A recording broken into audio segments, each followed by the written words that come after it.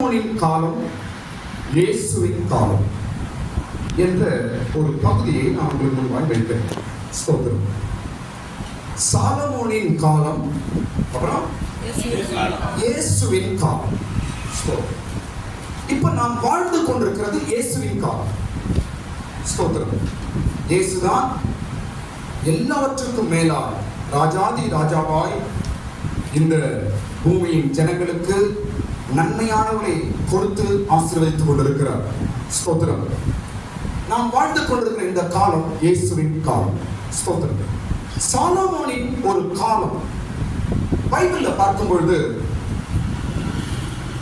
ஒரு மிக மிக ஆசீர்வாதமாய் செழிப்பாய் பேரும் புகழுமாய் இருந்த ஒரு காலம். எந்த காலம் என்றால் சாலமோனின் காலம். சாலமோன் யாரு? தாவீதுடைய குமாரன். ஸ்தோத்திரம். தாவீதுக்கு அடுத்தது ராஜாவாய் இந்த சாலமோன் தான் கடவுள் உட்கார வைத்தார். ஸ்தோத்திரம். இந்த சாலமோனின் காலம் ஒரு மிகவும் ஆசீர்வாதமான ஒரு காலம். அந்த காலத்துல வெள்ளிக்கு கணக்கே கிடையாது. வெள்ளி எல்லாம் கல்ல போல இருந்துச்சா, கருக்கல்ல போல இருந்துச்சா. ஸ்தோத்திரம். அந்த காலம் பொன்னும் வெள்ளியும் தேடி தேடி வந்தது சாலமோனுக்கு. ஸ்தோத்திரம். அந்த காலம் தங்கத்தினால ஆலயம் கட்டப்பட்ட காலம். ஸ்தோத்திரம். பேரும் புகழும் இருந்த ஒரு காலம். இஸ்ரவேலின் ஜனங்கள் என்றாலே சுத்துப்பட்ட ராஜாவுக்கு பயம் வந்துச்சு. சாலமோன் ராஜா, இஸ்ரவேல் கடவுளுடைய ஜனங்கள் என்று கேள்விப்பட்டாலே சுற்றி இருக்கிற ஜனங்களுக்கெல்லாம் ஒரு பயமும் ஒரு மரியாதையும் கனமும் உண்டாயிற்று அந்த காலத்தில். அதான் சாலமோனின் காலம். சாலமோனின் காலத்திலே நம்முடைய கடவுளுடைய பெயர் மிகவும் உயர்த்தப்பட்டது. ஆமென் சொல்லுங்க. நம்முடைய கடவுளை குறித்து சுற்றி இருக்கிற ஜனங்கள் ராஜாக்கள் எல்லாம் ஆச்சரியப்பட்ட ஒரு காலம் சாலமோனின் காலம். ஸ்தோத்திரம். அந்த காலம் மிகவும் பைபிள்ல பார்க்கும் பொழுது அந்த காலம் தான் நம் ஜனங்கள் மிகவும் செழிப்பாய் பேரும் புகழுமாய் வாழ்ந்த ஒரு காலம். ஸ்தோத்திரம். இன்றைக்கு அதே காலம் நமக்கும் இருக்கிறது. ஆமென். அது சாலமோனின் காலம். இது யாருடைய காலம்? இயேசு கிறிஸ்துவின் காலம். ஸ்தோத்திரம். சாலமோனை இயேசு கிறிஸ்துக்கு ஒப்பாய் பைபிள் சொல்லுகிறது. ஸ்தோத்திரம். உன்னத பாட்டுல நீங்க படிக்கும் பொழுது உன்னத பாட்டுல எங்கெல்லாம் சாலமோன் என்ற பெயர் சொல்லப்பட்டது அதெல்லாம் இயேசு கிறிஸ்துவுக்கு அடையாளமா இருக்கிறது. ஸ்தோத்திரம்.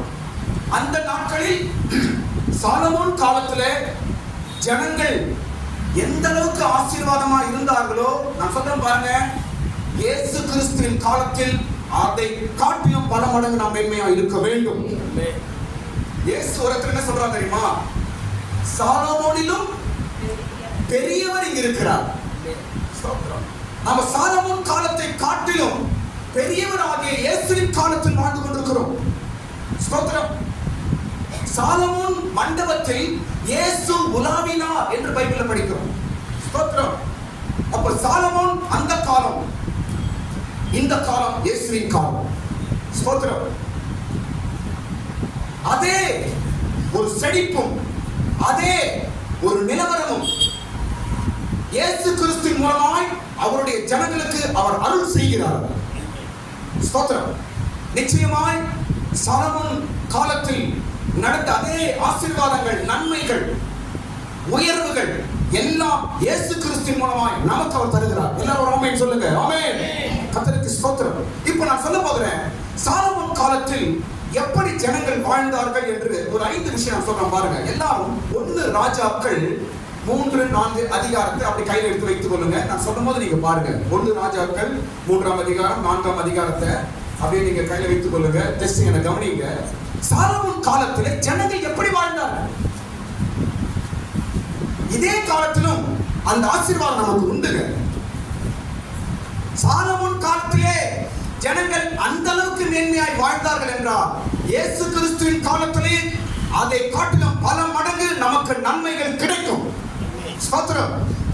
சாலமோன் காலத்திலே ஜனங்கள் அந்த ஊரையும் ராஜாவையும் பார்த்து ஆச்சரியப்பட்டாங்க. இவங்க கடவுள் எப்படிப்பட்ட கடவுள், இவங்க எப்படிப்பட்ட ராஜா, இவங்களுக்கு இவங்க தேசம் எப்படி இருக்குது, இவங்க ஆலயம் எப்படி இருக்குது, ஆச்சரியமா இருக்கிறது என்று சுத்தி இருக்கிற ஜனங்கள் ஆச்சரியப்பட்டார்கள். ஸ்தோத்திரம். இன்றைக்கு நான் சொல்லுகிறேன், ஆண்டவராகிய இயேசு கிறிஸ்துவின் மூலமாய் ஜாதிகளுக்கு முன்பாய் உன்னை ஆச்சரியமாய் வைப்பார் கடவுள். நீ ஆச்சரியமாய் வாழ்வாய். உன் குடும்பத்தை பார்த்து ஜனங்கள் ஆச்சரியப்படுவார்கள். உன் வாழ்க்கையை பார்த்து ஜனங்கள் ஆச்சரியப்படுவார்கள். உன் பிள்ளைகளை பார்த்து ஜனங்கள் ஆச்சரியப்படுவார்கள். உன் ஆசீர்வாதத்தை பார்த்து ஜனங்கள் ஆச்சரியப்படுவார்கள். ஸ்தோத்திரம். அப்படி ஒரு காலம் இந்த நாட்களில் நடந்து கொண்டிருக்கிறது. ஆமென். ஸ்தோத்திரம். சாலமோன் காலத்திலே ஜனங்கள் எப்படி வாழ்ந்தார்கள் என்று ஒரு 5 விஷயம் சொல்ல பாருங்க. முதல் காரியம் 1 ராஜாக்கள் 4ஆம் அதிகாரம் 34ஆம் வசனம். படிக்க முடியல எழுதி வைத்துக் கொள்ளுங்க, வீட்டில் படிச்சுங்க. சப்ஜெக்ட் பெருசு, நான் சீக்கிரம் போறேன். முதல் காரியம் 1 ராஜாக்கள் 4ஆம் அதிகாரம் 34ஆம் வசனத்துல ஜனங்கள் எல்லாரும் சாலமோனை தேடி வந்தார்கள் என்று படிக்கிறோம். ஜனங்கள் தேடி வருகிறாங்க. சாலமோனையும் அந்த சாலமோனுக்கு இருக்கிற ஜனத்தையும் மற்ற ஜனங்கள் எல்லாம் தேடி வந்தார்கள். ஸ்தோத்திரம். தேடி வராங்க. இவங்க யாரையும் தேடி போல. ஸ்தோத்திரம். அவர்கள் தேடி வந்தார்கள். இந்த காலத்திலும் கூட நீ இயேசுவின் காலத்தில் வாழ்ந்து கொண்டிருக்கிறாய். சாலமோனாகிய இயேசு கிறிஸ்துவின் காலத்திலே நீ வாழ்ந்து கொண்டிருக்கிறாய். ஸ்தோத்திரம். இந்த கால வேளையிலே வேத வசனத்தின்படி உனக்கு ஒரு வெளிச்சம் உண்டாகட்டும். எதையும் நீ தேடி போக அவசியம் இல்லை, எல்லாம் உன்னை தேடி வரும். அப்படி ஒரு இடத்துல தான் கடவுள் நம்மை வச்சிருக்கிறார். ஸ்தோத்திரம். யாக்கோபு ஆசீர்வதிக்கப்பட்டான். யார் காலையும் முடியல, அவன் பிடிச்ச ஒரே காலனா கடவுளுடைய கால் தான் பிடிச்சான். ஸ்தோத்திரம். நீங்க கடவுளுடைய காலை கடைசி வரைக்கும் பிடிச்சு பாருங்க, உங்க வாழ்க்கை தரம் மிக மிக உயர்த்தப்படும். ஸ்தோத்திரம். மனுஷன் காலை பிடிக்க கூடாது. எந்த சூழ்நிலையிலும் மனுஷன்கிட்ட போகவே கூடாது. ஆண்டவர் யாக்கோபு கிட்ட சொன்னாரு, நீ மேற்கொண்டாயே அப்படின்னு சொல்ற. என்ன சொல்றாரு? நீ கடவுளையே மேற்கொண்டாயே அப்படின்னு சொல்ற. கடவுளை யாராவது ஜெயிக்க முடியுமா? என்ன பாருங்க, கடவுளை யாராவது ஜெயிக்க முடியுமா? ஒருவனும் கடவுளை ஜெயிக்க முடியாது. ஆனால் கடவுள் எதை வச்சு சொன்னாரு யாக்கோபு கிட்ட, நீ கடவுளை ஜெயிச்சிட்ட அப்படின்னு? எதை வச்சு சொன்னாருன்னா, கடைசி வரைக்கும் ஒரு காலை பிடிச்சிட்டான். நான் அவனை விட மாட்டேன்ப்பா, நான் விட மாட்டேன்ப்பா. விடியும் வரைக்கும் கடவுளுடைய காலை பிடித்து அவன் ஜெயித்தான். உங்க வாழ்க்கையில ஜெயிக்கிற ஒரே ரகசியம், கடவுளுடைய காலை பிடிங்க. நீங்க ஸ்தோத்திரம். தேவனுடைய காலை பிடிங்க. எந்த மனுஷனுக்கு கால் தேவையில்லை, எந்த மனுஷனுக்கு உதவி தேவையில்லை, எந்த மனுஷனுடைய தயவு தேவையில்லை.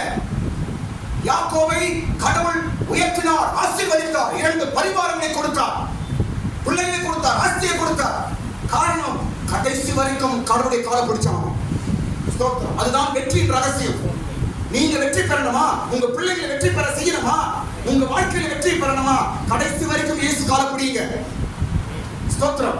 முதல் இடங்க பார்க்கும்போது ஜனங்கள் அவனை தேடி வந்தார்கள். நீங்க கடவுளுடைய காலை பிடிச்சீங்கன்னா எல்லாரும் உங்களை தேடி வருவார்கள். இதான் சாலமோன் காலத்துல ஜனங்கள் வாழ்ந்த முதல் அனுபவம். 2வது காரியம் 5ஆம் அதிகாரம் 4ஆம் வசனம். 1 ராஜாக்கள் 5ஆம் அதிகாரம் 4ஆம் வசனத்தை படிக்கிறோம். சாலமோன் காலத்துல விரோதிகள் இல்லை, இடையூறுகள் இல்லை. சூப்பர் வார்த்தை பாருங்க. அந்த வசனம் படிங்க. 5:4 படிங்க. இப்பொழுது என் தேவனாகிய கர்த்தர் எங்கும் எனக்கு இளைப்பாறுதலை தந்தார். விரோதியும் இல்லை, விரோதி இல்லை, இடையூறும் இல்லை, இடையூறும் இல்லை. சூப்பர் பாருங்க. சாலமோன் காலத்துல என்ன இல்லையா? கவனிங்க. என்ன இல்லவா? விரோதிகளே இல்லை, இடையூறும் இல்லை. சூப்பர் காலம். ஸ்தோத்திரம். அந்த காலத்தின் ஆசீர்வாதம் இந்த காலத்தில் மிகவும் உண்டு. ஐயோ, சாலமோன் காலம் நம்ம நடக்குமா? இல்ல, அதை பாட்டு டபுள் மடங்கு நடக்கணும். அதான் இந்த காலம். அவர் காலத்தை வச்சு நம்ம ஆச்சரியப்படக்கூடாது. அதை காட்டிலும் ரெட்டிப்பாய் கொடுக்கிறவர் தான் இயேசு கிறிஸ்து. கையை தட்டு, கரங்களை தட்டு. இயேசுவின் காலம் அதை காட்டிலும் மேன்மையான காலம். ஸ்தோத்திரம். சாலமோன் ஒரு ராஜா தான், ஆனால் இயேசுவோ தேவகுமாரன். ஆமென். சாலமோன் ஒரு தாவீதின் குமாரன், ஆனால் இயேசுவோ பிதாவுக்கு ஒரே குமாரன். ஆமென். சாலமோன் ஜனங்களை ஆளுகை செய்தான், ஆனால் இயேசுவோ கல்வாரியிலே ஜனங்களுக்காக ரத்தம் சிந்தினார். ஆமென். அதனால் பல மடங்கு அந்த காலத்தை காட்டிலும் இந்த காலம் நமக்கு நன்மைகள் உண்டு. ஸ்தோத்திரம். என்ன இல்லையா? விரோதிகளே இல்லை. சூப்பர்ல. நம்பவே முடியல. விரோதிகளே இல்லை. அடுத்து என்ன இல்லை? இடையூறு இல்லை. இடையூறு என்ன? தடை பண்றது, நம்ம விரோதமா வேலை செய்யறது, நம்ம விரோதமா பேசுறது, நம்ம குடும்பத்தை கெடுக்கிறது, இதெல்லாம் அந்த காலத்துல இல்லவே இல்லையா? அந்த நாட்களில் ஆமென். இடையூறே இல்லை, விரோதிகளே இல்லை. எவ்வளவு ஆசீர்வாதம் உனக்கு காலம். அதே காலம் இந்த நாட்களில் உனக்கும் எனக்கும் நிச்சயமாய் உண்டு. கர்த்தருக்கு ஸ்தோத்திரம். இதை நம்ம விசுவாசிக்க வேண்டும். சாலமோனின் காலம் ஒரு எழுத்தின் பிரகாரமான காலம். ஆனால் இப்போ நாம் வாழ்ந்து கொண்டிருக்கிற இயேசுவின் காலம் விசுவாசத்தின் காலம். கையை தட்டி, இந்த காலம் ஒரு விசுவாசத்தின் காலம். சாலமோனின் நாட்களிலே நீ விசுவாசிப்பாய் என்றால் அது இப்பொழுது உனக்கு நடக்கும். விசுவாசிப்பா, விசுவாசிக்கிறவன் பெற்றுக் கொள்ளுகிறான். ஸ்தோத்திரம். விரோதியே இல்லை, இடையூறும் இல்லை. விரோதியே கிடையாது. எவ்வளவு சந்தோஷமா இருப்போம் அந்த காலத்துல. யாருக்கு யாரும் கெடுதல் பண்றது, யாருக்கு யாரும் விரோதம் பேசுறதே இல்லையா, யாருக்கு யாரும் தப்பு பண்றதே கிடையாது, இடையூறே கிடையாது. அப்படி ஒரு காலம் சாலமோனின் காலம். ஸ்தோத்திரம். இயேசு கிறிஸ்துவின் நாமத்தினால இன்றைக்கு சொல்லப்படுற எல்லா சாலமோனின் ஆசீர்வாதங்கள் வரும் நாட்களிலே உங்க குடும்பங்களிலும் உங்க வாழ்க்கையிலும் நடப்பதாக. இயேசு அப்படியே செய்வார். ஸ்தோத்திரம். மூன்றாவது காரியம், இவர்கள் எப்படி இருந்தார்கள்? சாலமோன் காலத்தில் எப்படி வாழ்ந்தாங்க என்றால், அவர்கள் புசித்து குடித்து மகிழ்ச்சியாய் இருந்தார்கள். சாலமோன் காலத்துல 4ஆம் அதிகாரம் 20ஆம் வசனம். 1 ராஜாக்கள் 4ஆம் அதிகாரம் 20ஆம் வசனம். எப்படி இருந்தாங்க அவங்க? புசித்து குடித்து மகிழ்ந்து இருந்தார்கள். போறோம். எப்படி இருந்தாங்க? புசித்து குடித்து மகிழ்ந்து இருந்தார்கள். ஸ்தோத்திரம். நல்லா சாப்பிட்டானா, சந்தோஷமா இருந்தான். பாருங்க இந்த காலம் எப்படி இருந்தது. காரணம் தேவனுடைய பிளஸிங். அந்த நாட்களில் அப்படி ஒரு ஆசீர்வாதம் இருக்க காரணம் யாருன்னா தாவீது. தாவீதின் ஜெபம், தாவீதின் பக்தி, தாவீதின் விசுவாசத்தினால சாலமோனின் காலம் இன்றைக்கு வரைக்கும் பேசுகிற ஒரு ஆசீர்வாதமான காலமாக இருக்கிறது. ஸ்தோத்திரம். அவர்கள் எப்படி இருந்தாங்கன்னா நல்லா சாப்பிட்டு குடிச்சு சந்தோஷமா இருந்தாங்க. ஸ்தோத்திரம். இன்றைக்கு குறைவு ஏன்? குறைவு நமக்கு கிடையாதுங்க. எண்ணெய் இல்ல, பருப்பு இல்ல, சொல்லாத வெளியே. நான் சர்ச்சைக்கு போறேன், பைபிள் எண்ணெய் இல்ல, வீட்டுல அரிசி இல்ல, என் வீட்டுல அதை சொல்லாத. சாலமோன் காலத்துல வயிறு ரொம்ப சாப்பிட்டானா, இயேசுவின் காலத்துல என்ன பட்டினியா இருக்க முடியுமா? முடியாது. கையா தட்டு. இயேசுவின் நாமத்தினால் இயேசு ஆசீர்வதிக்கிறார். குறைவு என்பது இல்லை.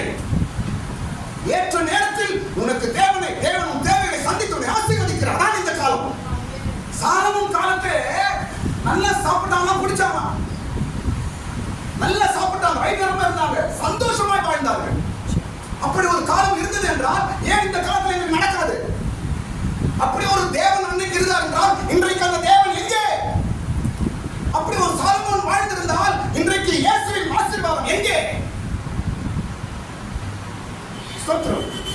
சாலமோனை காட்டிலும் என் இயேசு பெரியவர் என்று ஒவ்வொரு நாளும் நீங்க சொல்லுங்க. சாலமோன் காலத்துல அந்த ஜனங்க அப்படி ஆசீர்வாதம் வாழ்ந்தாங்களாமே, அப்படி இருந்தாங்களாமே. நம்ம மட்டும் நான் குறைவா, நான் மட்டும் நான் கம்மியா அப்படி நம்ம பேசணும். நான் மட்டும் நான் கம்மியா, நான் மட்டும் நான் இல்ல அப்படியா, அதுதான் நம்ம பேசணும். சாலமோனே, உன் காலத்துல உன் ஜனங்க அப்படின்னாங்க. நாங்க வாழ்ந்து ராஜாதி ராஜாவாதி இயேசுவின் காலம். அதை காட்டிலும் பரமடைய நன்மை உண்டு எங்களுக்கு செய்வா. ஸ்தோத்திரம். இந்த 5 காரியத்தை மைண்ட்ல வைங்க நீங்க. இதெல்லாம் எனக்கு நடக்கும். ஸ்தோத்திரம். புசித்தார்கள், குடித்தார்கள், மகிழ்ச்சியா இருந்தார்கள், சந்தோஷமா இருந்தாங்க சாலமோன் காலத்துல. ஸ்தோத்திரம். இன்னைக்கு மகிழ்ச்சி குறைவு. சந்தோஷம் இல்லையா? குடும்ப சந்தோஷம் இல்லையா? உன் வாழ்க்கையில் சந்தோஷம் இல்லையா? ஸ்தோத்திரம். சாலமோன் கேள்விப்பட்டனா சிரிப்பு. அப்ப இயேசுதான் நம்மளாம் பெரிய இருக்கு. சாலமோன் கேள்விப்பட்டார்னா சிரிப்பார். பாத்தியா, இயேசு காலம் சந்தோஷமா இருந்தாங்க, என் காலத்துக்கு ஜனம் சந்தோஷமா இருந்தாங்களே. காரணம் சாலமோன் குறைகள், இயேசுவின் குறைகள், நம்முடைய குறைவு. ஆமென். 4வது காரியம், சாலமோன் காலத்தில் ஜனங்கள் எப்படி இருந்தார்கள்? 4ஆம் அதிகாரம் 24ஆம் வசனத்துல சமாதானமாய் வாழ்ந்தார்கள். 4ஆம் அதிகாரம் 24ஆம் வசனம் டக்கு படிக்கும். அவனை சுற்றி எங்கும் சமாதானமாய் இருந்தது. சமாதானம் இருந்தது. எப்படி இருந்தாங்க? சமாதானம். சாலமோன் காலத்துல சமாதானம் இருந்துச்சுங்க. யுத்தம் கிடையாது, சண்டை கிடையாது. தாவீதின் காலத்துல சண்டை இருந்துச்சு, யுத்தம் இருந்துச்சு. ஆனா சாலமோன் காலத்துல என்ன இல்ல? யுத்தம் இல்ல, சமாதானம். ஸ்தோத்திரம். சமாதானம். சாலமோன் என்றாலே அர்த்தம், பேருக்கு சமாதானம் தான் அர்த்தம். ஸ்தோத்திரம். இன்றைக்கு நாம எப்படி இருக்கிறோம்? நம்முடைய சமாதானம் எங்க இல்ல? ஏமாந்து புரியாதீங்க. ஏதோ சமாதானம் கிடையாது, ஏதோ குறைவு என்று ஏமாந்து போகாதீங்க. இல்ல, மிகுந்த சமாதானம் உண்டு உனக்கு. நிறைவான சமாதானத்தை தான் நீ வாழணும். உன்னை பார்த்து மற்றவங்களுக்கு சமாதானம் கிடைக்கணும். உன்னை பார்த்து மற்றவங்களுக்கு சமாதானமாக வாழ வேண்டும். சிஸ்டர் நம்ம பார்க்கும்போது ரொம்ப சந்தோஷமா இருக்காங்க, அவங்களை பார்த்தாலே சமாதானமா தெரியுது, அவங்களை பார்க்கணும் போல இருக்குது அப்படி சொன்னா நம்மளை பார்த்து. அப்படி ஒரு காலம் என்ன காலம்? ஆமென். அதை மூஞ்சியா ஐயோ காரணம் அந்த மூஞ்சியை பார்த்துட்டப்பா அப்படி இப்படி தயவுசெய்து பேர் வாங்கிடாதீங்க. கையில பைபிள் நம்ம ஏசாம பிள்ளைங்க. ஸ்தோத்திரம். உன்னை காண்கிறவர்கள் மறுபடியும் உங்களை பார்த்து பேசணும். ஸ்தோத்திரம்.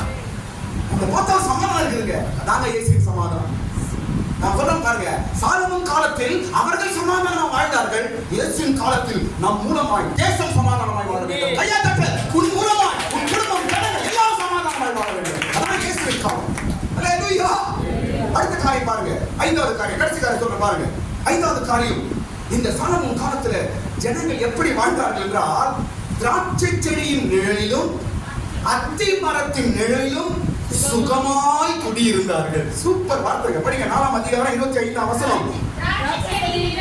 திராட்சை செடியின் நிழலிலும் அத்தி மரத்தின் நிழலிலும் சுகமாய் குடியிருந்தார்கள். ஸ்தோத்திரம். எதுக்கு இருந்தாங்களா? திராட்சை செடி கீழையும் அத்தி மரத்தின் கீழையும் எப்படி இருந்தாங்க? சுகமாய் குடியிருந்தாங்க. இன்னைக்கு கடவுள் உன்னை ரோட்ல மரத்துக்கிட்ட படுக்க வச்சுக்கிறாரு. உன்னை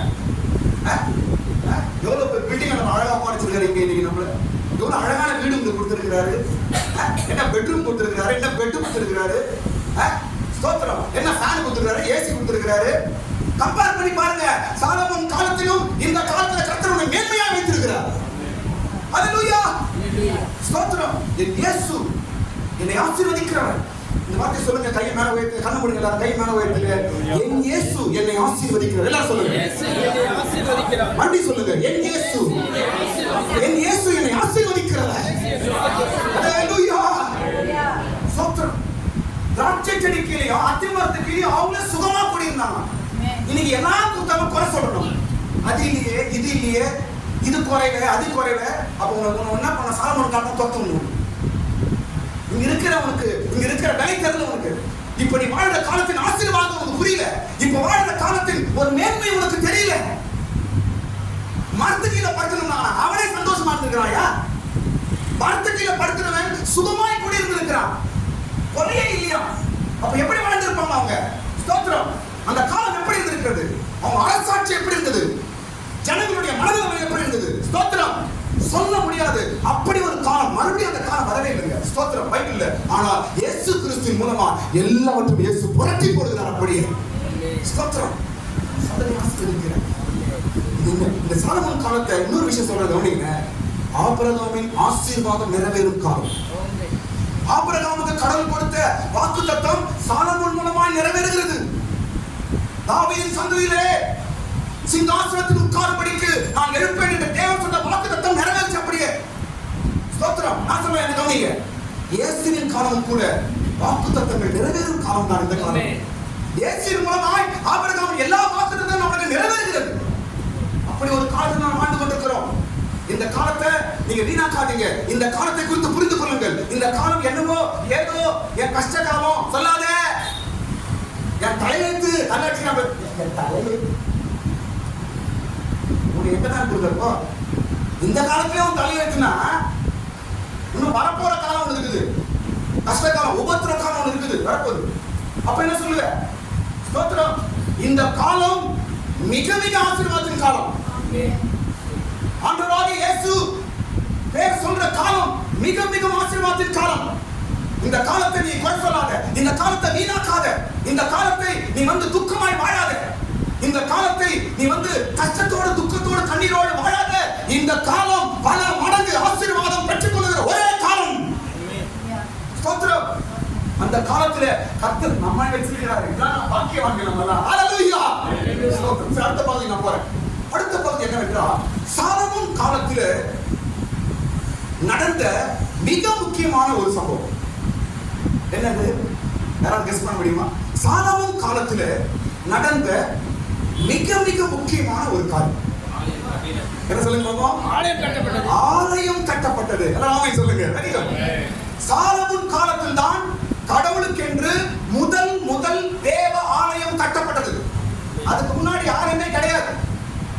எல்லாம் பலிபீடங்களிலும் அங்கேதான் ஆராதித்துக் கொண்டு பரிசீலித்துக் கொண்டிருந்தார்கள். சாலமோன் காலத்தில் தான் முதல் ஃபர்ஸ்ட் தேவனுடைய ஆலயம் அன்றைக்கு தான் கட்டப்பட்டது. சாலமோன் காலத்தில் தான் கட்டப்படுகிறது. ஸ்தோத்திரம். மிகவும் ஒரு மறக்க முடியாத ஒரு காலம் தான் சாலமோன் காலம். அன்னைக்கு தான் கடவுளுக்கு ஒரு ஆலயம் கட்டுறாங்க, பிரதிஷ்டை பண்றாங்க, எல்லாரும் வராங்க, சாப்பிடுறாங்க, தேவனை துதிக்கிறாங்க. சூப்பரா நடக்குது. ஆமென். சுத்தி இருக்கிற ஜனங்கள் எல்லாம் என்னப்பா இவங்க நம்ப முடியல. எங்க பார்த்தாலும் தங்கமா இருக்குது, எங்க பார்த்தாலும் வெள்ளியா இருக்குது, எங்க பார்த்தாலும் ஒரே பயங்கரமா இருக்குது. இந்த ராஜா பார்த்தா வித்தியாசமா இருக்கிறாரு, இந்த ஜனங்களை பார்த்தா வித்தியாசமா இருக்குதுன்னு சொல்லி சுத்தி இருக்கிற ஜனங்கள் எல்லாம் பயப்படுறாங்க. அப்படியே ஐயா ஸ்தோத்திரம். ஆலயத்துல வந்து பார்த்தா பிரம்மாண்டமா இருக்குது. எல்லாம் தங்கம், எல்லாம் வெள்ளி, கீழே ஒரு தங்கம் வெள்ளி குறைய கிடையாது. வந்து பாக்குறா மூக்கு மேல கை வைக்கிறான். எப்பா எப்படிப்பா இது? இவ்வளவு ஆச்சரியமா இருக்குது. எப்படி இது? எல்லாரும் சொன்னா உங்க கடவுள் பெரிய கடவுள், இஸ்ரவேலின் கடவுள் தெய்வம் பெரியவர் என்று அன்னைக்கு பேர் வாங்கினாங்க. இன்னைக்கு அதே தேவன் நம்ம மூலமா மகிமைப்படுவார்கள். கவலைப்படாதீங்க, தைரியமா இருங்க. ஹல்லேலூயா. காரியங்களை செய்வார். ஸ்தோத்திரம். சீக்கிரம் போற டைம் இல்ல. ஸ்தோத்திரம். அடுத்து என்னன்னா, இந்த காலத்தில் இயேசு நம்மளை ஆலயமாய் கட்டுகிறார். சாலமோன் காலத்துல கல்லினால ஒரு ஆலயம் அன்றைக்கு கட்டப்பட்டது. இயேசுவின் காலத்துல நம்மை ஆலயமாய் கட்டுகிறார். நீங்களே தேவனுடைய ஆலயமாய் இருக்கிறீர்கள். ஸ்தோத்திரம். சாலமோன் காலத்துல ஆலயம் கட்டப்பட்டது. இயேசுவின் காலத்துல இந்த காலத்திலும் ஆலயம் கட்டப்படுகிறது. அந்த ஆலயம் நீதான். அந்த ஆலயம் நீதான். ஸ்தோத்திரம். நான் விஷயம் சொன்னீங்க. தாவீது சேர்த்து வைத்த பொன் வெள்ளியை வைத்து சாலமோன் ஆலயத்தை கட்டினார். ஆமென். தாவீது சேர்த்து வைத்த பொன் வெள்ளியை வைத்து சாலமோன் ஆலயத்தை கட்டினார். இந்த காலத்திலே இயேசு கிறிஸ்து கல்வாரியிலே சேர்த்து வைத்த கிருபையை வைத்து நாங்கள் ஆலயம் கட்டிக் கொண்டிருக்கிறோம். ஆமென். தாவீது சேர்த்து வைத்தான், இயேசு கல்வாரியை சேர்த்து வைத்தார், கிருபையை சேர்த்து வைத்து கொடுத்தார், அபிஷேகத்தை கொடுத்தார், சமாதானத்தை கொடுத்தார், பலத்தை கொடுத்தார், இரக்கத்தை கொடுத்தார். இதெல்லாம் கல்வாரியிலே எங்கேயே சப்பா சேர்த்து வைத்தது. அதை வைத்து நாங்கள் ஆலயங்கள் கட்டிக் கொண்டிருக்கிறோம். ஆமென். அந்த ஆலயம் நீதான். ஹல்லேலூயா. ஸ்தோத்திரம். இந்த ஆலயத்தோட முக்கியமான விஷயம் சொன்ன அடுத்த பகுதிக்கு நான் போகிறேன். இந்த ஆலயத்தோட முக்கிய விஷயம் படிங்க. 1 ராஜாக்கள் 6ஆம் அதிகாரம் 7ஆம் வசனம். 1 ராஜாக்கள் 6ஆம் அதிகாரம் 7ஆம் வசனத்துல சாலமோன் ஆலயத்துல நான் படிக்க வேண்டிய முக்கியமான விஷயம் படிங்க. ஆலயம் கட்டப்படுகையில் அது பணித்திற்கு கொண்டு வரப்பட்ட மக்களாலே கட்டப்பட்டது. ஆகையால் அது கட்டப்படுகிற போது சுத்திகள், காட்சிகள் முதலான எந்த இருப்பு ஆயுதங்களின் சத்தமும் அதிலே கேட்கப்படவில்லை. ஆமென். ஸ்தோத்திரம். நான் சொல்றேன். சாலமோன் ஆலயம் கட்டுறாரு. அந்த ஆலயத்துல என்ன கேட்கலையா? சவுண்டே கேட்கல. என்ன கேட்கல? சுத்தி சத்தம், கல் சத்தம், ஒரு சத்தமும் கேட்கல. அவ்வளவு சைலண்டா ஆலயம் கட்டப்பட்டுச்சான். ஆச்சரியமா இருக்குல்ல? அவனுக்கு எவ்வளவு அறிவு இருக்கு பாருங்க. ஒண்ணுமே இல்ல, ஒரு சின்ன பாத்ரூம் கட்டுறான், அவன் தொல்லை தாங்க முடியல. டபா டபா டுப்பு டப்பு டாய் குயிது அத்த கீழே போட்டு இந்த கீழே போட்டு கல்ல போட்டு பக்கத்துல தூ வர மாட்டேன். என்ன கட்டா பாத்ரூம் கட்டுறேன். பாத்ரூம் கட்டுறதுக்கு இந்த ஆட்டமா? 13-12 வருஷம் கட்டின ஆலயம், ஒரு சவுண்ட் இல்ல. நான் வந்து இப்ப நான் படுப்போம், ஜோகலாம் பண்ணுவீங்க.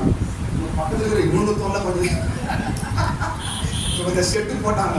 ஒரே சவுண்ட், அத்தை வச்சு இட்ட வச்சு. ஸ்தோத்திரம். பாருங்க, சின்ன சின்ன விஷயத்துக்கு. ஆனால் 12 ஆண்டுகள் கட்டினார்கள் சாலமோன் ஆலயத்தை. ஒரு சவுண்ட் இல்ல, ஒரு சவுண்ட் கிடையாது. இதன் ஆவிக்குரிய அர்த்தம் என்ன? நம்ம தான் ஆலயம். இதன் அர்த்தம் என்ன? இந்த காலத்தில் இயேசுவின் காலத்துல நாம் ஆலயமாய் கட்டப்படுகிறோம். சாலமோன் காலத்தில் ஆலயம் கட்டப்பட்டு நோ சவுண்ட். ஆனா இந்த காலத்துல நம்ம தான் ஆலயம், நம்ம தான் ஆலயம். ஆனா நம்ம போடுற பூச்சல் இருக்குது. ஒண்ணு சொல்லிட்டா போதும், அப்புறம் அன்னைக்கு நாளெல்லாம் ராமாயணம் தான். ஒரு வார்த்தை சொல்லிட்டா போதும், அந்த நாளெல்லாம் சண்டை தான். எம்மா தெரியாம சொல்லிட்டோமா, சொல்ற வரைக்கும் சவுண்ட் ஓடிதான் இருக்கு. எம்மா தாயை விட்டுருமா, சொல்ற வரைக்கும் அப்படிதான். எப்படி நீ ஆலயம் கட்டப்படுற? நீ ஒரு டூப்ளிகேட் ஆலயம். ஆலயம் என்றால் நோ சவுண்ட். என்ன சவுண்ட் இருக்கக்கூடாது இந்த ஆலயத்துல? முறுமுறுப்பு, குணு குணு குணு குணு இருக்கு. காலையில் சாயந்தரம் வரைக்கும் ஒரே குணு குணு. அவங்க பத்தி இவங்களை பத்தி எப்படி ஆலயம்? நீ ஆலயமாய் கட்டப்படவில்லை என்ற அர்த்தம். கோபத்தின் சத்தம் இல்ல, முறுமுறுப்பின் சத்தம் இல்ல, சண்டையின் சத்தம் இல்ல, கெட்ட வார்த்தையின் சத்தம் இல்ல. சத்தம் என்பது உன் வாழ்க்கையில் இருக்கக்கூடாது. என்ன சத்தம்? சண்டையின் சத்தம், கோபத்தின் சத்தம். எந்த அளவுக்கு நீங்க ஜெபத்தோடு சமாதானத்தோடு நீங்க இருக்கிறீர்களோ அந்த அளவுக்கு நீங்கள் ஆலயமாய் கட்டப்படுகிறீர்கள் என்று அர்த்தம். சத்தம் இருக்கக்கூடாது, வீட்டுல சண்டை இருக்கக்கூடாது. பாஸ்டர் எங்க வீட்டுல சத்தமே இருக்காது பாஸ்டர், ஆனா ஒரே ஒரு சத்தம், நாங்க சீரியல் பார்ப்போம் பாஸ்டர். இன்னைக்கு சீரியல் சத்தம் தான் ஒவ்வொரு வீட்டுல தொனிக்குது. அப்படி இது ஆலயமா? என்னது? உன் ஆலயமா பேய் ஆலயமா? சமாதானம், ஸ்தோத்திர சத்தம், மற்ற ஒரு சத்தமும் உங்க வீட்டுல கேட்க கூடாது. சில வீட்டுல சத்தம் போட்டா அடுத்தது கேக்குது, இப்படி ஒரு கிறிஸ்துவ வீடு இருக்கிறது. டிவி வச்சா சவுண்டு, சினிமா பாட்டு வச்சா சவுண்டு, அம்மா அவன் சொன்னா புள்ள சவுண்டு, புருஷன் சொன்னா பொண்டாட்டி சவுண்டு. என்ன சவுண்டு? நோ சவுண்டு,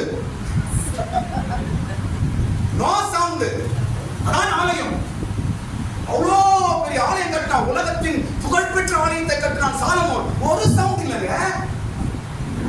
இன்னைக்கு இந்த கல்லை வச்சு கடவுள் கட்டுற ஆலயத்துல அவரு வைப்பா, கடவுள் எவ்வளவு வேலை பண்ணுறது இல்லை. இதுல வச்சு கட்டுறது என்னால முடியலப்பா. இது சாலமோனே கட்டிட்டான், அது வாய் திறக்காத கல்லு. இந்த கல்லெல்லாம் வாய் திறக்கிற கல்லு. இதுல வச்சு நான் என்ன ஆலயத்தை கட்டுறது? கடவுள் வேதனைப்படுறாரு நினைக்கிறேன். ஆமென், ஸ்தோத்திரம். அதனால் நீங்கள் ஆலயமா இருக்கிறீர்கள். இந்த காலத்துல கர்த்தர் உங்களை ஆலயமா கட்டி கொண்டிருக்கிறார். நான் சொல்றேன், சமாதானம், நிம்மதி. நான் சொல்றேன் பாருங்க, கணவன் கோபப்பட்டா மனைவி அமைதியா இருக்கு, மனைவி ஒருவேளை கோபப்பட்டா கணவன் அமைதியா கத்துக்குங்க. ஸ்தோத்திரம். இப்படிதான் இருக்கணும் குடும்பம். அப்பதான் நம்ம கடவுளுடைய ஆலயமாய் கட்ட முடியும். இயேசு சீக்கிரமாய் வரப்போகிறார். இன்னொரு ஆலயமாய் கட்டப்படாம இன்னும் குறை பேசின்னு இன்னும் சண்டை போட்டுன்னு ஒரு வார்த்தை கூட தாங்க முடியாது, ஒரு வார்த்தை சொன்னா கூட சகிக்க முடியாது, ஒரு வார்த்தை சொன்னா பொறுமையா இருக்க முடியாது. அப்படி வெடிக்கிறது. அப்படியே என்ன ஆலயமாய் கட்டப்படுவாய்? அமைதியா இருக்கவும், தாழ்ந்து இருக்கவும், சகிக்கவும் கற்றுக்கொள்ளுங்கள். இதான் சாலமோன் காலமாக சொல்லி தருது. இயேசு எப்படி இருந்தார்? அவர் அடிச்சாங்க, கன்னத்துல அடிச்சாங்க, ஆளுநர் அடிச்சாங்க. என்ன பண்ணார் இயேசு? வாய் திறவாத ஆட்டுக்குட்டியை போல இருந்தார். கையை தட்டுங்க அவருக்காக. இயேசு கையை தட்டுங்க. வாய் திறவாத ஆட்டுக்குட்டியா இருந்தார் இயேசு. ஏன் அடிக்கிறான்னு கேட்கல, கன்னத்துல அடிச்சாங்க, காரி துப்புனாங்க. அமைதியா இருந்தார், வாய் திறவாத ஆட்டுக்குட்டியை போல இருந்தார். அதுதான் இந்த காலம். நீ இயேசுவின் காலத்துல வாழ்ந்து கொண்டு இப்படி வாய் பேசுறிய, இப்படி சண்டை போடுறிய, இப்படி கத்துறிய, இப்படி முறுமுறுக்கிறிய, இப்படி வாயாடி பஜாரியா இருக்கிறிய, நீ கிறிஸ்தினா? நீ பைபிள் எடுக்கிறாளா? சர்ச்சைக்கு வராளா? சாலமோன் காலத்தை திரும்பிப்பார், சாலமோன் ஆலயத்தை திரும்பிப்பார். நீ இயேசுவின் காலத்தில் வாழ்ந்து கொண்டிருக்கிறார். ஸ்தோத்திரம். அடுத்த பகுதி நான் போறேன். அடுத்த பகுதி என்னவென்றால், இப்ப நான் உங்களுக்கு ஒரு கேள்வி கேட்க போறேன். அடுத்த பகுதி என்னவென்றால், சாலமோன் காலம் இல்லை என்றால் சாலமோன் இவ்வளவு ஒரு விசேஷமாய் இருப்பதற்கு காரணம் என்ன? சாலமோன் இல்லை என்றால் அவனுடைய ஆட்சி இவ்வளவு விசேஷமாய் இருப்பதற்கு காரணம் என்ன? ஞானத்தை ஆண்டவர் கேட்டார். ஞானத்தை ஆண்டவர் கேட்டார். ஞானத்தை ஆண்டவர் கேட்டார். ஞானத்தை தான் ஆண்டவர் கேட்டார். நீங்க ஸ்டீஃபன் பேசுறார். என்னங்க விசேஷம்? ஸ்பெஷல். இன்னைக்கு சாலமோன் அவர் காலம் பயங்கரம், ஆலயம் பயங்கரம் எல்லாம் பேசுறோமே, காரணம் என்ன? அவர் அவ்வளவு ஸ்பெஷலா இருக்கிறது காரணம் என்ன? அவ்வளவு ஒரு ஹீரோவா இருக்கிற காரணம் என்ன? அவருக்குள் இருந்த ஞானம். அவருக்குள் இருந்த ஞானம் தான் சாலமோனையும் அவருடைய அரசாட்சியும் விசேஷமாய் பேச வைத்தது. ஸ்தோத்திரம். அவருக்குள் இருந்த ஞானம். சொல்ல பாருங்க, இந்த காலத்திலும் கர்த்தர் நம்மை உயர்த்த முடியும். அவருடைய ஞானம் ஒண்ணு கொடுத்தா போதும், முடிஞ்சுச்சுங்க. வேற ஒண்ணும் தேவையில்லைங்க. இப்பதான் ஞானம் சாலமோனுக்கு என்ன செய்தது என்று ஒரு 7 காரணம் சொல்லி முடிக்க போறேன். சாலமோனுக்கு கொடுக்கப்பட்ட ஞானம் அவனுக்கு என்னென்ன செய்தது, எப்படி பேர் வாங்கினவன் என்பதை ஒரு 7 காரணம் நான் சொல்லி முடிக்கிறேன். அதுக்கு முன்னாடி பாருங்க, ஞானம் சாலமோனை விசேஷமாய் மாற்றினது ஞானம். ஸ்தோத்திரம். பைபிள்ல ஞானவான்கள் என்று பெயர் பெற்ற 3, ஒன்று தானியேல், இரண்டாவது இயேசு, மூன்றாவது ஸ்டீஃபன். இவர்களை பார்த்து கர்த்தருடைய ஞானம் இவர்களை இருக்கிறது என்று ஜனங்கள் பேசினார்கள். ஞானவான்களாய் இருந்தார்கள். ஸ்தோத்திரம். யாருக்கு இந்த ஞானம் கொடுக்கப்படுகிறது? யாருக்கு இந்த ஞானம் கொடுக்கப்படுகிறது என்றால், அன்னைக்கு சாலமோனுக்கு கொடுக்கப்படுச்சு. இந்த காலத்தில் யாருக்கு இந்த ஞானம் கொடுக்கப்படுகிறது என்றால், பவுல் எழுதுகிறார், அழைக்கப்பட்டவர்களுக்கு இந்த ஞானம் கொடுக்கப்படுகிறது. ஆமென். படிங்க, சீக்கிரம் படிக்க பார்ப்போம். 1 கொரிந்தியர் 1ஆம் அதிகாரம் 24ஆம் வசனம். 1 கொரிந்தியர் 1ஆம் அதிகாரம் 24ஆம் வசனம் படி. ஆகிலும் யூதரானாலும் கிரேக்கரானாலும் எவர்கள் அழைக்கப்பட்டிருக்கிறார்களோ அவர்களுக்கு கிறிஸ்து தேவ பலனும் தேவ ஞானமாய் இருக்கிறார். ஆமென். யாருக்கு இந்த ஞானம் கொடுக்கப்படும்? சாலமோன் கொடுக்கப்பட்டுச்சு. ஓகே. இந்த காலத்துல, இயேசுவின் காலத்திலே யாருக்கு இந்த விசேஷமான ஞானம் கொடுக்கப்படுகிறது என்றால், அழைக்கப்பட்டவர்களுக்கு. ஸ்தோத்திரம். அழைக்கப்பட்டவர்கள் என்றால் எங்களுக்கு கிடையாதா அப்படி நீங்க நினைக்காதீங்க. அழைக்கப்பட்டவர்களா இருக்கிறதுனால தான் இங்க உட்கார்ந்து இருக்கீங்க. நீங்க அழைக்கப்படவில்லை என்றால் நீங்க வரவே மாட்டீங்க. ஆமென். ஸ்தோத்திரம். உங்களுக்கும் இந்த ஞானம் உண்டு. ஸ்தோத்திரம். சாலமோனுக்கு கொடுத்த அதே ஞானம் இந்த காலத்தில் இயேசு கிறிஸ்துவின் மூலமாக இந்த ஞானம் நமக்கு கிடைக்கிறது. இந்த ஞானம் நம்மை மேன்மைப்படுத்தும். ஸ்தோத்திரம். இந்த ஞானம் நமக்கு கிடைக்கும் 3 வழிகள். இந்த ஞானம் எப்படி நமக்கு கிடைக்குது? இயேசுவின் காலத்தில் இந்த ஞானம் நமக்கு எப்படி கிடைக்கிறது என்றால் 3 வழி.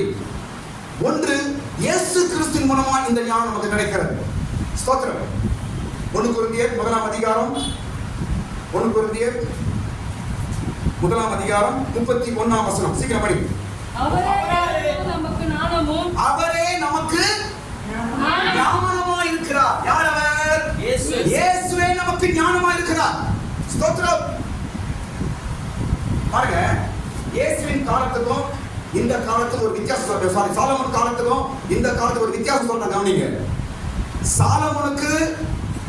சாலமோனுக்கு அவன் கேட்டதற்கு ஞானத்தை அவனுக்கு கொடுத்த. புரியுது நான் சொல்றது? அவன் என்ன கேட்டான்? ஞானத்தை கேட்டான். கடவுள் அவனுக்கு ஞானத்தை கொடுத்தார்.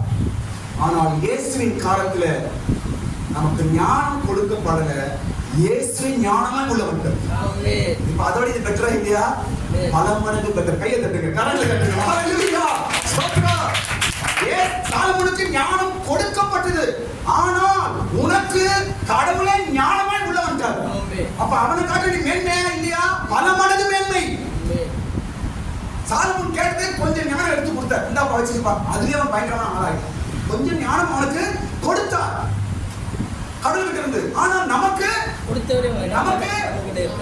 அந்த கடவுளே ஞானமா உள்ளவன்றார். கொஞ்சம் கிடையாது, பல அளவுக்கு நமக்கு ஞானம் இருக்கிறது. ஆமென். ஸ்தோத்திரம்.